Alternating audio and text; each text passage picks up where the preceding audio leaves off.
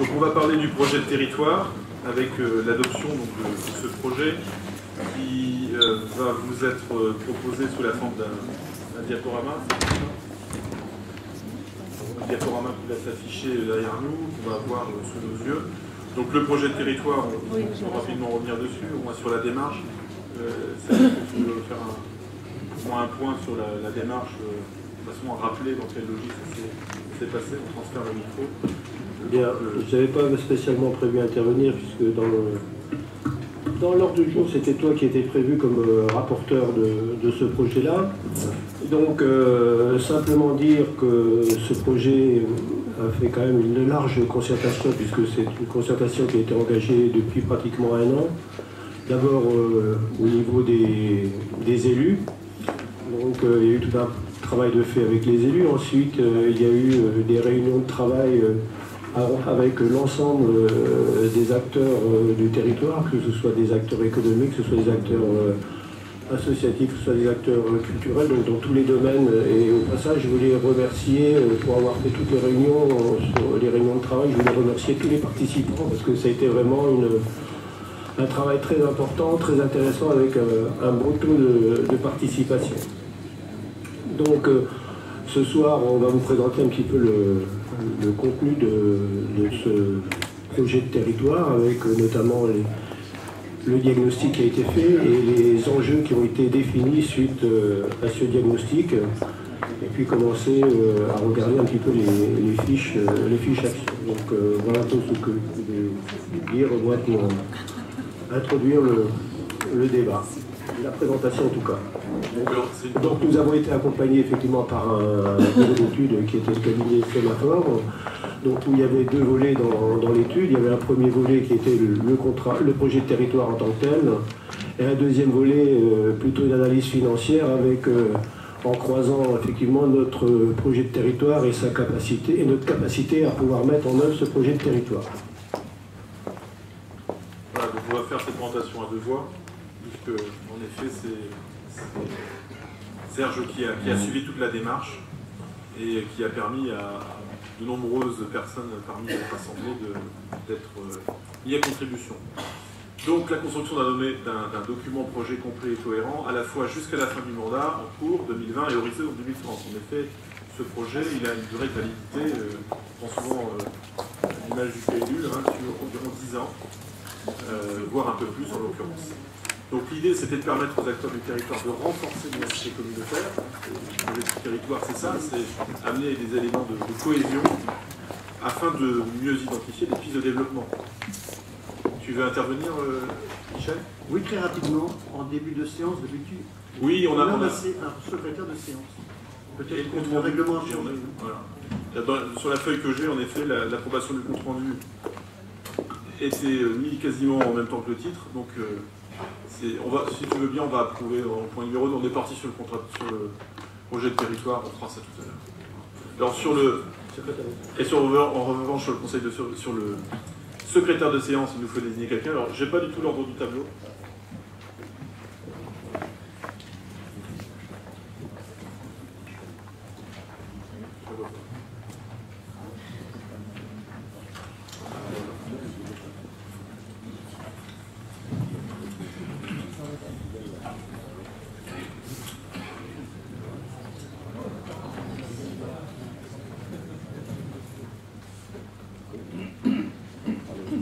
Cherche la feuille avec l'ordre du tableau pour le secrétaire de séance.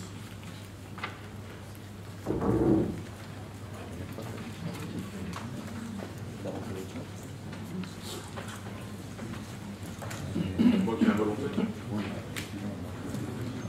Alors c'est Francine Fourmentin. Francine, est-ce que tu veux te rapprocher de la tribune?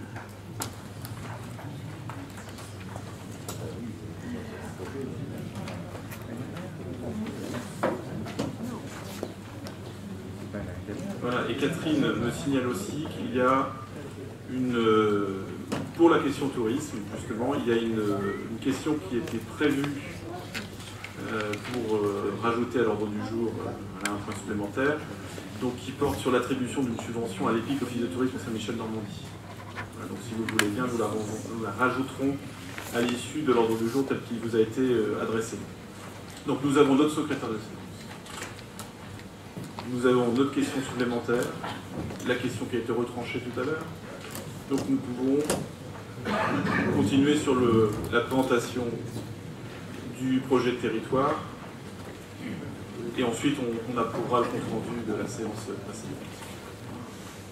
Bien, donc pour le projet de territoire, je veux bien que le diaporama se remette en route, si c'est possible. Voilà, c'est parti. Donc, en effet, l'ambition d'un projet de territoire, où que l'on soit en France, dans nos collectivités, c'est bien de renforcer l'identité communautaire, nous en avons longuement débattu, afin d'identifier les pistes de développement. Il s'agit aussi d'agir sur le développement et l'attractivité du territoire. Ce mot attractivité, il revient régulièrement dans nos débats. Sachant que, vous le savez, les territoires, nos territoires, sont particulièrement concurrentiels. Il s'agit aussi de définir des orientations d'avenir en matière de cohésion sociale, d'aménagement et d'urbanisme, ou encore de transport et de logement. Pour rechercher une stratégie commune au sein du bloc communal, vous voyez, le bloc communal est bien inscrit en gras, et ainsi une coordination des politiques menées. Pour favoriser l'efficacité des services proposés aux habitants et aux entreprises de l'ensemble de l'espace communautaire, tout en garantissant la cohésion du territoire dans son environnement et ainsi faire face aux mutations qui s'imposent à lui. Je vais bien la diapositive suivante. Donc voilà, vous avez un diagramme qui vous présente les différentes phases qui ont été mises en œuvre. Phase diagnostique, avec un temps assez important pendant la période estivale jusqu'à l'automne, d'appropriation du territoire communautaire et de ses dynamiques. Deuxième phase, c'était une phase consacrée aux enjeux, avec des séminaires qui ont eu lieu et qui ont permis de déterminer quels étaient les grands enjeux finalement liés à notre communauté d'agglomération, avec le comité de pilotage à chaque fois qui se réunissait. Et puis le troisième phase, plutôt le plan d'action, avec des ateliers participatifs qui ont permis de mettre en œuvre ces fiches d'actions dont Serge pourra nous parler. Voilà pour rappeler la démarche. Donc les constats clés du diagnostic, voilà, vous les avez résumés en quatre couleurs, 4 cases. Donc tout d'abord, un état des lieux sur la dynamique socio-démographique. Donc, en effet, après plusieurs décennies de déclin démographique, la population de notre communauté s'est stabilisée depuis le début des années 2000, ce qui est plutôt une bonne nouvelle. Donc, cela dit, il faut bien analyser le phénomène. On sait que c'est principalement l'A84 qui permet ce maintien démographique. Et qu'on observe, bien entendu, vous le savez, un déséquilibre territorial qui est marqué par des bassins de vie qui restent déficitaires depuis 1968, notamment dans la partie orientale. Nous avons un vieillissement de la population qui est important, du fait d'un déficit d'attractivité du territoire auprès des actifs. En effet, on sait qu'en France, ce sont surtout les zones littorales, bien urbanisées, qui ont tendance à attirer notamment des retraités, en tout cas des personnes plus âgées, des seniors, comme on dit. Nous avons en revanche un taux de chômage relativement faible, qui s'approche du plein emploi, même si, là Bernard pourra compléter, en effet, tout ça s'explique par différents facteurs. Quoi qu'il en soit, nous avons un déficit d'attractivité du territoire, notamment auprès des cadres et des professions intellectuelles supérieures, et ça on peut particulièrement l'observer dans le cadre des recrutements qui sont lancés par nos grandes entreprises, ou moins grandes, les PME aussi sont touchées, qui parfois ont du mal à faire venir des gens, et même parfois les faire rester. Donc le pendant de cette situation socio-démographique, c'est bien évidemment la dynamique économique, avec un tissu économique qui est varié et qui représente de nombreux atouts, à la fois des donneurs d'ordre qui sont des leaders dans leur domaine, ACO, Chéreau, pour ne citer que ces deux-là, et Tricot Saint-Jean aussi, qui, avec moins de salariés, puisqu'on est environ 350, tient là un créneau particulièrement dynamique. De même que le tissu de TPE, PME, qui lui aussi est très vif. Un secteur agricole qui est très présent, avec une production locale de qualité, l'élevage, laitier notamment, puis l'agriculture. Nous avons des outils intéressants et relativement complémentaires, qui sont développés par les ex-communautés de communes, pour accompagner les entreprises, mais qui sont pour l'instant peu coordonnés, d'où la nécessité d'engager notre réflexion autour du schéma de développement économique. Des entreprises qui commencent à travailler ensemble. En effet, on a mis en place dès l'année dernière un réseau d'entreprises qui maintenant dialogue. C'était assez surprenant de voir que d'une entreprise à l'autre, il y avait peu de connexion, peu de liens, voire une méconnaissance complète des personnes qui étaient à la tête de ces entreprises. Donc on travaille ardemment à cette dimension d'interconnexion du réseau économique, avec des difficultés importantes de recrutement, je viens de le dire, et derrière cela se cachant des problématiques de qualité du logement, de services à la population, d'infrastructures de transport déficitaires, et puis souvent des problèmes d'image, d'identification du territoire comme étant situé quelque part entre Caen et Rennes. Sur la question des services à la population, nous avons en revanche pu révéler, mais nous savions aussi un peu déjà, un maillage de services à la population relativement étroit, avec des équipements plutôt en bon état.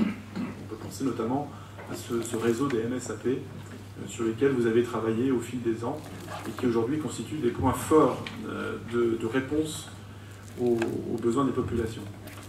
Des problématiques en matière de qualité, donc rénovation énergétique, et de typologie des logements, donc avec cette question des locatifs de courte durée, et avec des difficultés à maintenir et développer les commerces de centre-bourg, autre question que nous allons bientôt prendre en compte dans le cadre de ce schéma de développement économique. Avec le déficit d'attractivité du territoire auprès des professionnels de santé, la problématique santé est cruciale, et une fragilité dans l'offre de santé et de soins d'une manière générale. Concernant l'aménagement du territoire, donc autre axe important, une offre de mobilité qui est très limitée sur le territoire et des difficultés marquées sur certaines parties de l'agglomération pour se déplacer. Tout étant lié, bien évidemment, puisque là, la mobilité est notamment importante en termes de déplacement vers les entreprises depuis un logement situé parfois de manière assez lointaine. Des mobilités est-ouest complexes, on en parle régulièrement, le désenclavement du Mortagne est une question importante.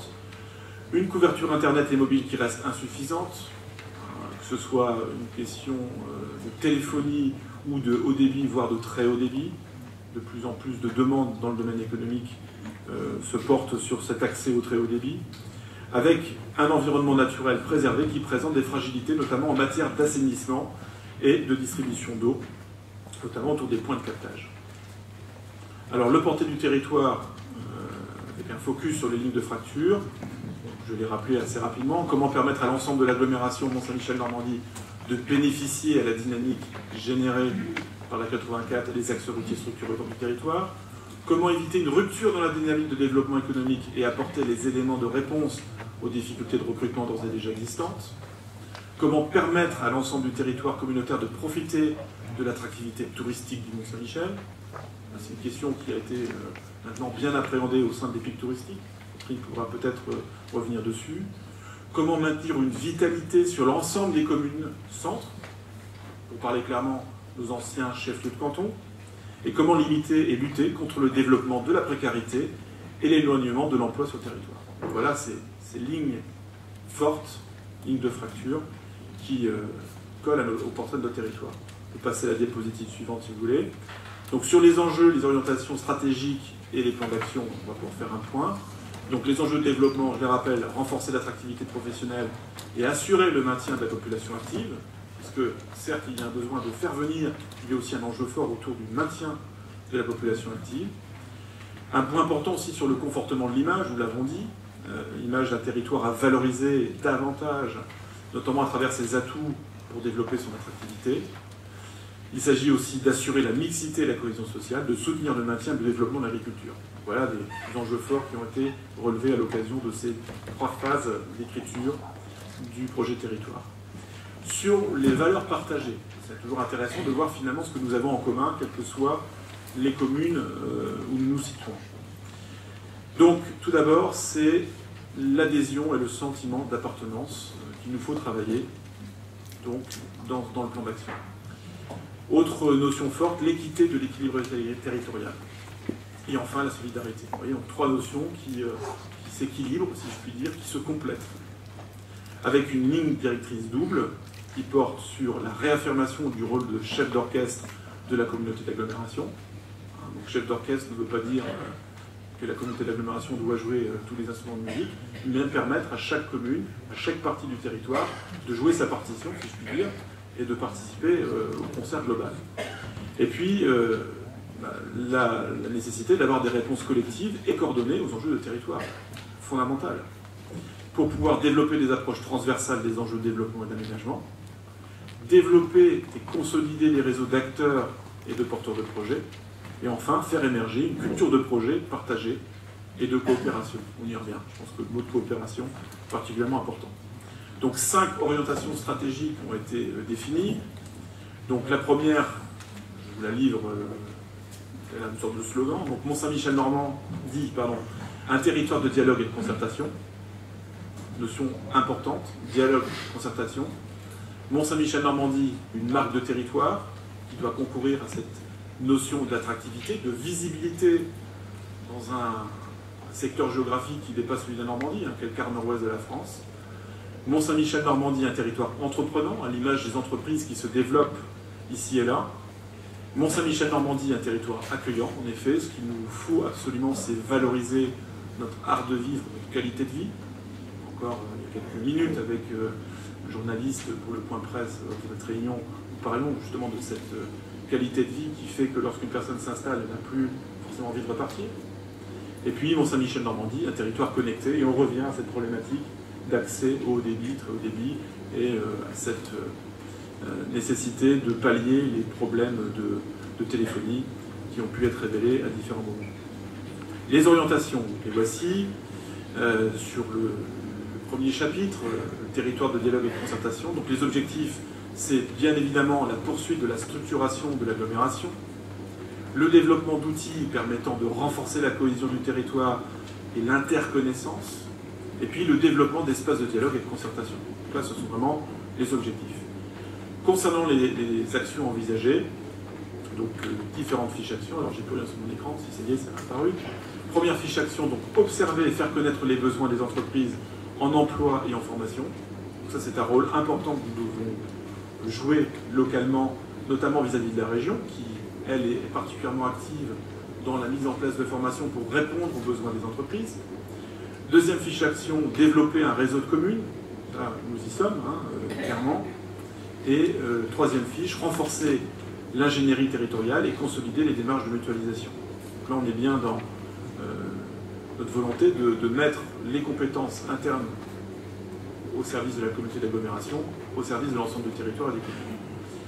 Autre orientation, donc la marque de territoire, Mont-Saint-Michel-Normandie comme véritable label, avec les deux objectifs, donc valoriser les productions locales, quelles qu'elles soient, l'offre touristique, les services à la population, et ainsi de suite. Et aussi, toujours dans les objectifs, mettre en perspective la diversité et la complémentarité des différentes parties du territoire. Différentes actions ont été envisagées, donc ce sont les autres fiches actions, la fiche action numéro 4, avec le développement d'un label Mont-Saint-Michel-Normandie. La fiche action numéro 5, qui souhaite faire du Mont-Saint-Michel un point de lancement pour faire connaître l'ensemble du territoire. La fiche action numéro 6, qui vise à valoriser les produits locaux par les circuits courts. La fiche action numéro 7, qui vise à créer un événement de type trophée des entreprises à l'échelle de l'agglomération, pour valoriser, encore une fois, les savoir-faire locaux. La fiche action numéro 8, qui tente à développer les outils de communication pour faire connaître l'offre culturelle. La fiche d'action numéro 9, qui vise, elle, à développer un événement touristique exceptionnel et spécifique au territoire. Là, c'est les pics touristiques qui planchent sur le sujet. Nous aurons l'occasion avec Catherine de revenir vers vous très rapidement pour vous soumettre quelques idées intéressantes. Donc, voilà pour la deuxième orientation.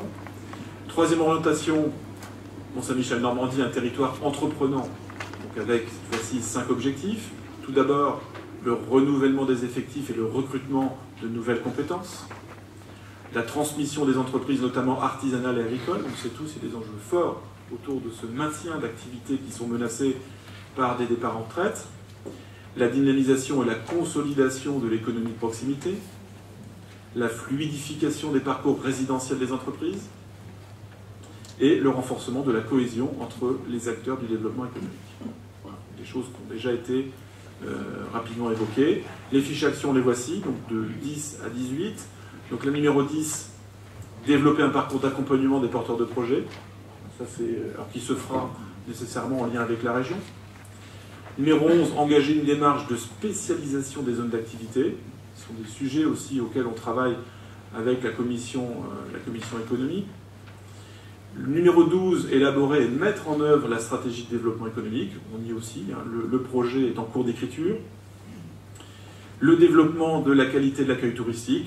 C'est clairement la mission de l'EPIC touristique qui a déjà aussi mis en place des actions et une sensibilisation auprès des acteurs privés sur le territoire, avec aussi la démarche Atout France, hein, qui a permis de révéler où étaient les potentiels et où étaient les points où il fallait que nous puissions investir et agir pour favoriser l'augmentation et la montée en puissance de notre offre touristique.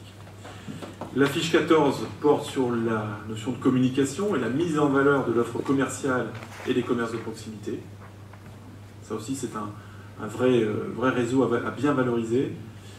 La fiche numéro 15 porte sur le développement des actions de communication et de sensibilisation sur les métiers en tension dans les établissements scolaires. Donc vraiment faire le lien entre formation en milieu scolaire et justement le milieu professionnel. L'organisation, c'est la fiche 16, des forums des métiers sur le territoire communautaire. Fiche 17, structurer une filière bois-énergie. On a eu l'occasion d'en parler ici même il y a quelques semaines avec la profession agricole. Là, il y a une vraie articulation trouvée entre la valorisation de notre bocage et ensuite l'utilisation de cette matière bois qui est à notre disposition et qui est encore aujourd'hui sous-utilisée. La fiche action 18 pour l'accompagnement des échanges parcellaires. Bien évidemment, nous ne le ferons pas tout seul puisque c'est nécessairement lié aux missions de la SAFER. Avant-dernière orientation, donc Mont-Saint-Michel, Normandie, un territoire accueillant. Donc les objectifs sont au nombre de 2. Il s'agit d'offrir aux habitants un projet et un parcours de vie global avec, en premier lieu, l'accès à l'emploi et la formation, le logement, la mobilité, la santé, la culture et les loisirs, et enfin les services de proximité. Autre objectif de co-construction avec les communes centres, afin de garantir vitalité communale et services de proximité. Les actions engagées, les voici, avec plusieurs fiches qui vont se succéder. La fiche 19 qui tente à construire une offre d'accueil globale pour les nouveaux arrivants sur le territoire.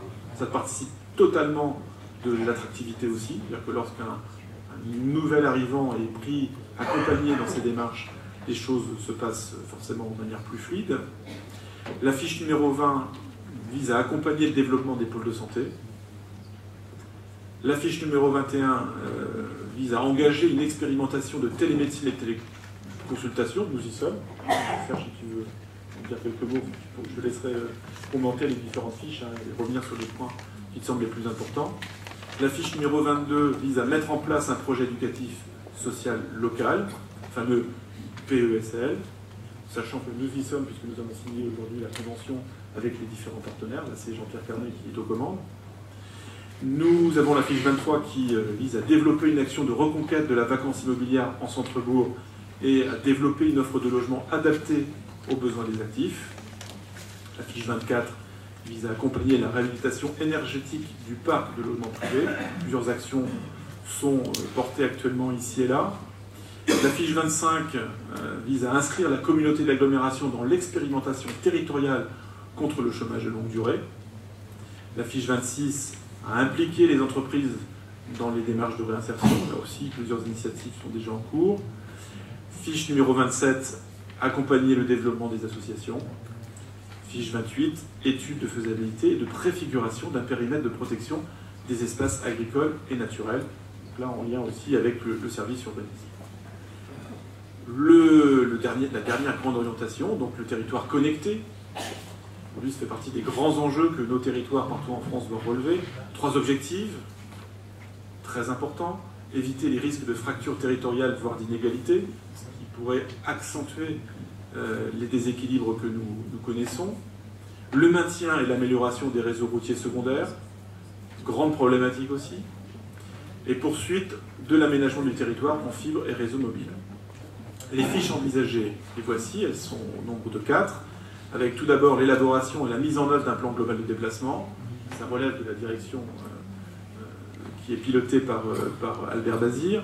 La fiche numéro 30 qui vise à poursuivre le développement de la fibre optique sur le territoire. La fiche 31 qui vise à consolider l'activité des espaces publics numériques. qui sont là, bien existants dans notre paysage, et qui méritent d'être encore développés, et toujours dans ce souci de proximité avec les habitants, et peut-être de diversification des missions. Et la fiche 32, donc, qui vise à favoriser le développement du covoiturage des transports à la demande en lien avec Manéo, donc, qui est l'opérateur jadis départemental devenu régional. Donc voilà pour les 5 grandes orientations avec les fiches actions. Je ne sais pas si le diaporama est terminé. Donc voilà, c'est de manière très synthétique, très rapide, hein, ce qui ressort de ce projet de territoire. Je vais laisser la parole peut-être à Serge pour compléter ce panorama que j'ai dressé très rapidement.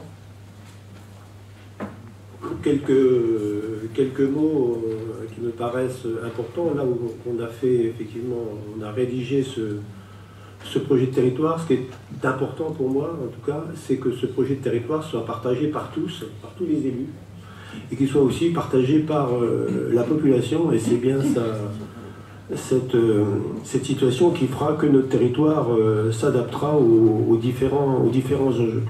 Donc, effectivement, il y a quand même des enjeux importants, et j'y reviendrai tout à l'heure. Le premier enjeu, et ces 2 enjeux que je connais particulièrement, c'est l'enjeu de l'aménagement numérique avec l'accès au haut débit pour toutes les entreprises, parce que c'est quelque chose qui m'est demandé pratiquement tous les jours. Les entreprises aujourd'hui, c'est un élément d'attractivité pour les entreprises, c'est un élément aussi de développement des activités des entreprises. Et là, avec la région, il faudra qu'on trouve la solution pour permettre aux entreprises d'avoir cet outil. Le deuxième enjeu, c'est tout ce qui tourne autour de la santé. Nous avons commencé, c'est Saint-Georges-Drouallet avec Raymond Bécher qui est à Hanovre sur un projet de télémédecine. Et c'est vrai que pour participer aux différents travaux, j'en apprends encore un peu tous les jours sur la situation qui ne fait que nous conforter dans les orientations que l'on prend, parce que la semaine dernière, pas plus tard que vendredi, nous avions un comité de pilotage au CHU de Caen, où on nous présentait un petit peu le diagnostic santé.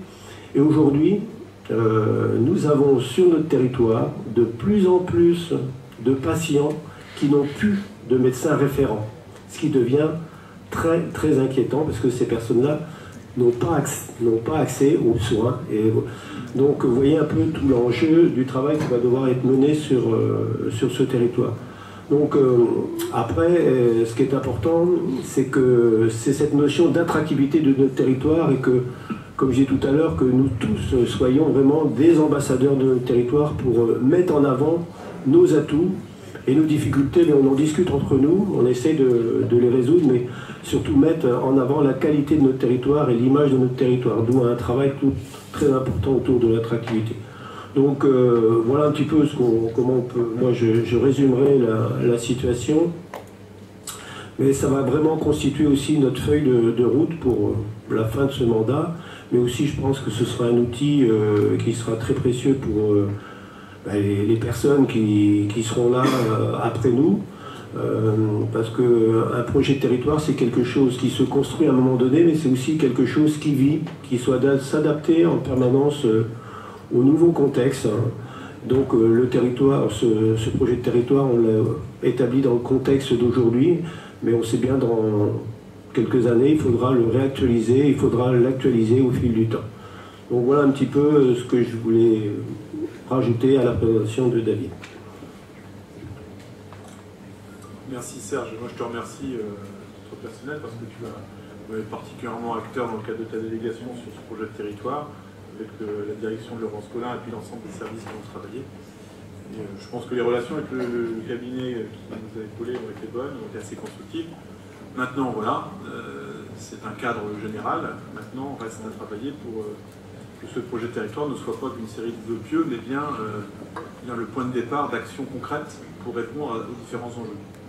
Quoi qu'il en soit, je tiens aussi à signaler le fait que nous ayons respecté les délais, puisque lorsque nous avions engagé la démarche l'an passé, il y a tout à fait un an, mais il y a 10 mois, nous étions fixés une finalisation de ce projet de territoire au même moment que le vote du budget. Donc on est vraiment en phase, on a respecté ce délai, ce qui est plutôt une bonne chose. Maintenant voilà, la parole est à vous. si vous voulez réagir sur cette présentation, sur le fond comme sur la forme, c'est le moment ou jamais, avant que nous adoptions, enfin nous validions ce projet. Alors Jean-Claude Arondel. Oui, vous avez souligné 2 éléments. Moi, j'en ajouterai un autre qui est primordial. C'est tout simplement le réseau autoroutier et secondaire du département de la Manche. Il est évident que l'A84 ne s'est pas construite comme ça.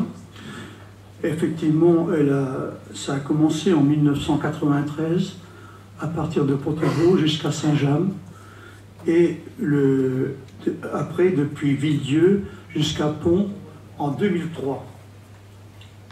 C'est vrai que ça a attiré beaucoup de personnes.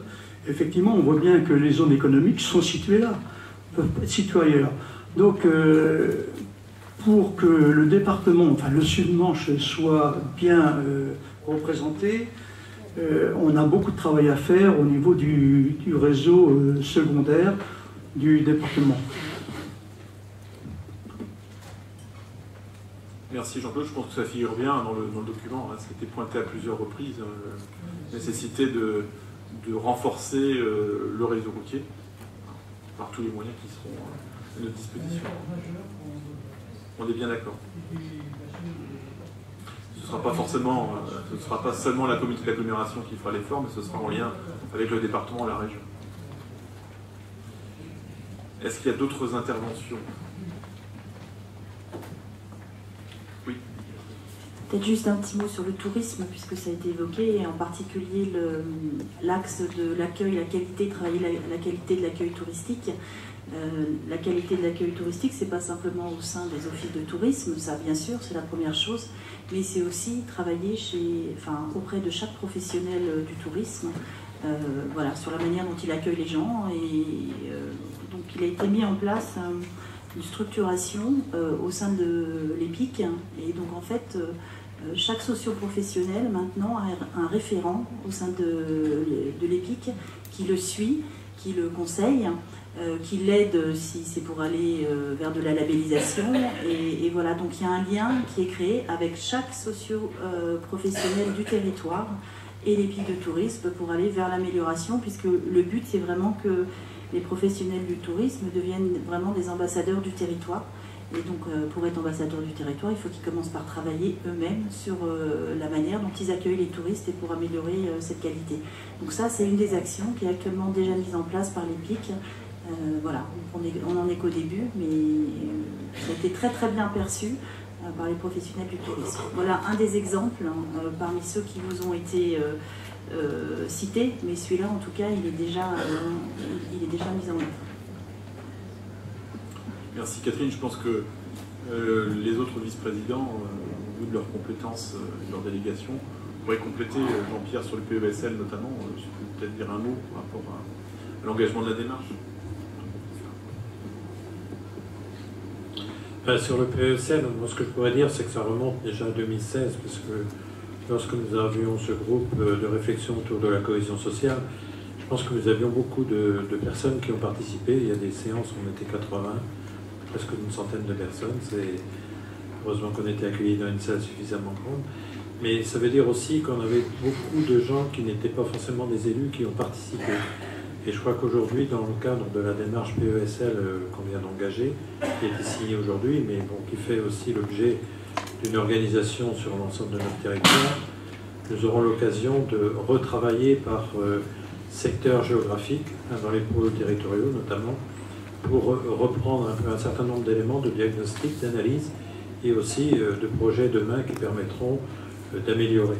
Alors je ne dis pas qu'on va réaliser des choses partout sur le territoire, parce que je pense que les moyens sont malgré tout limités, mais nous avons déjà globalement une offre considérable, et je crois qu'à partir de cette offre, il s'agit d'améliorer la façon dont ça fonctionne et faire mieux avec ce que l'on a. Je crois que c'est quand même très très important. Alors il y a des secteurs aujourd'hui qui vont pouvoir peut-être envisager certains développements, mais je crois qu'on va rencontrer également sur le territoire des volontés locales dans certaines communes aussi d'être partie prenante d'actions qui pourraient se développer dans ce cadre-là. Donc voilà, on est sur quelque chose qui existe, qu'il va falloir améliorer et sur lequel on va aussi assurer une certaine cohésion sur l'ensemble du territoire et un meilleur équilibre et une meilleure équité. Voilà tout le but donc de l'action qui va être engagée à partir de maintenant et qui va se dérouler jusqu'à fin d'année 2019.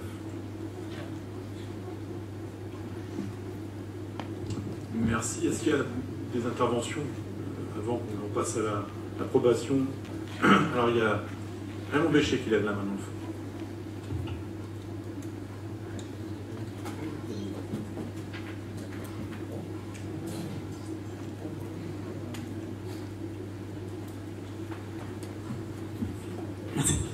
Oui, j'aimerais revenir quelques minutes sur le problème du couvert médical dans notre, je dirais même dans l'ensemble de la communauté d'agglo.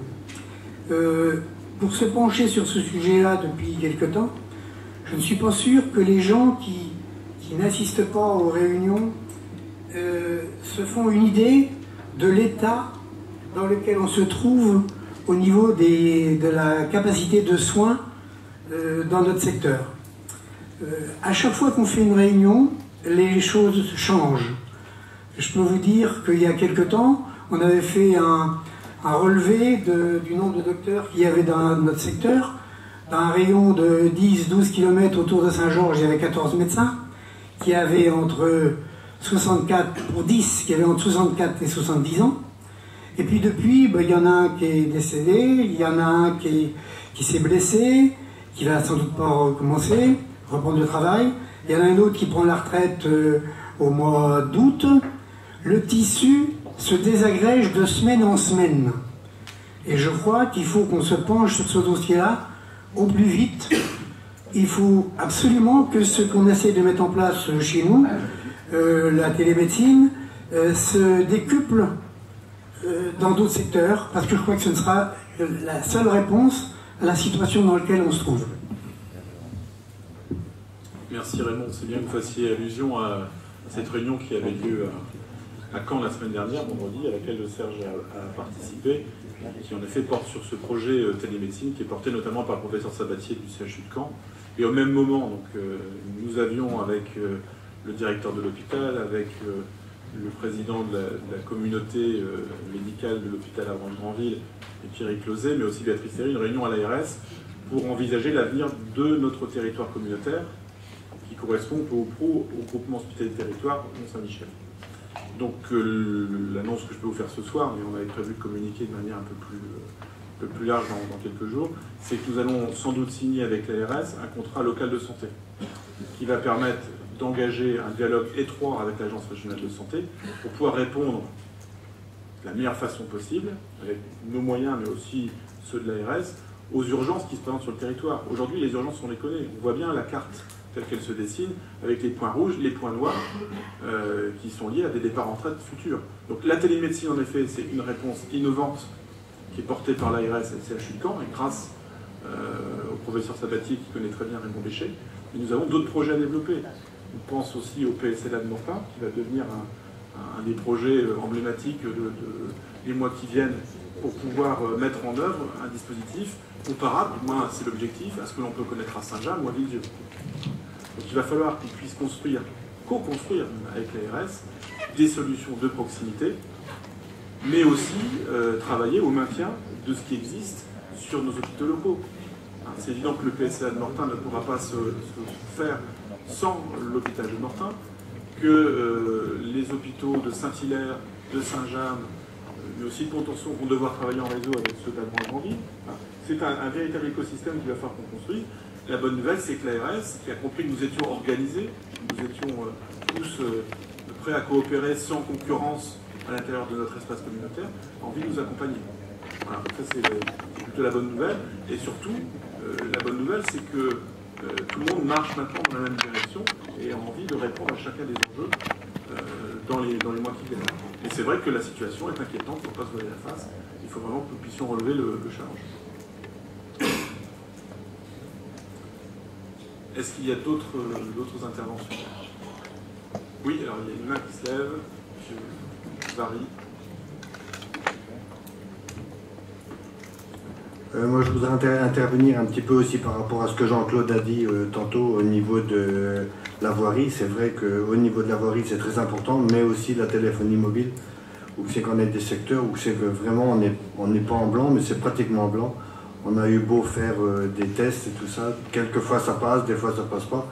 Et tout pendant qu'on n'aura pas la téléphonie mobile, c'est vrai qu'on ne sera pas un secteur attractif.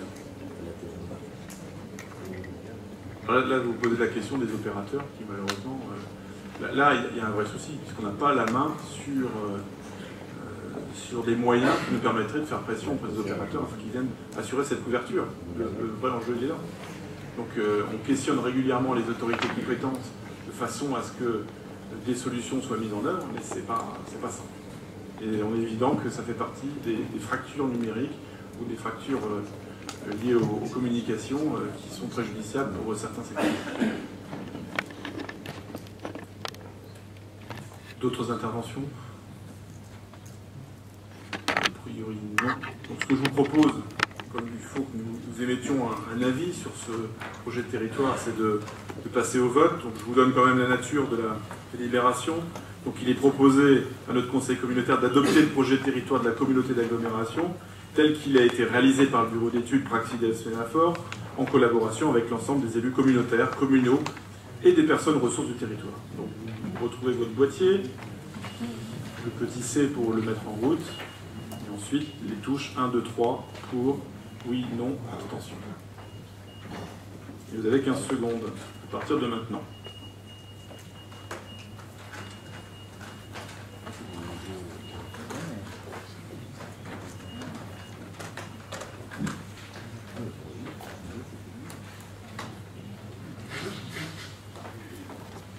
Voilà, donc 142 votes ont été reçus à la machine. Nous avons 135 votes qui approuvent ce projet de territoire tel qu'il a été présenté.